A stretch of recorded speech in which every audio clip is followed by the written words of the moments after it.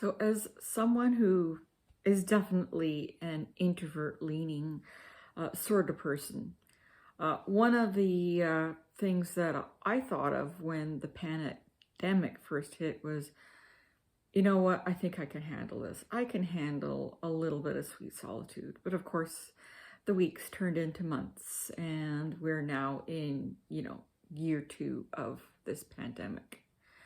So how, as an introvert, have I actually been dealing with almost an overabundance of this solitude that normally I'd be able to use to recharge my batteries?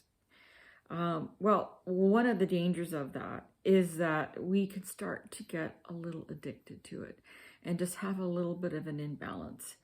And that's where, we can start to become, as we tend to be, a little bit self-critical, a little bit in our heads. Now, normally this is great. This is where we get our ideas and we love to play around with thoughts and use our imagination to take us to different places. But we need to also be aware that just like anybody else on this planet, we do need that human connection as well.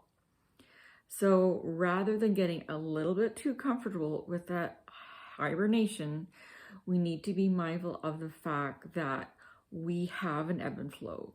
We have a cycle where we recharge our batteries, but we also need to connect with human beings as well. So know yourself, know that you have an ebb and flow, and plan ahead for that.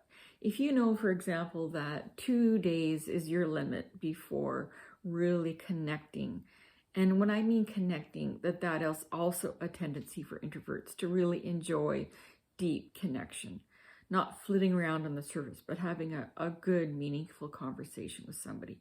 So plan for that. Know if it's 2 days is your best before date, before you get that fix of human connection, then put something in the calendar. It's important for us to know that just like anybody else, we need to have connection. That might be human connection, but it also might be just getting out in nature, connecting through mindfulness, or connecting through some kind of meaningful, creative endeavor. So now more than ever, we need to know our own balance as introverts and to be able to really check in with ourselves and know when that negative obsessive thinking is taking us downward.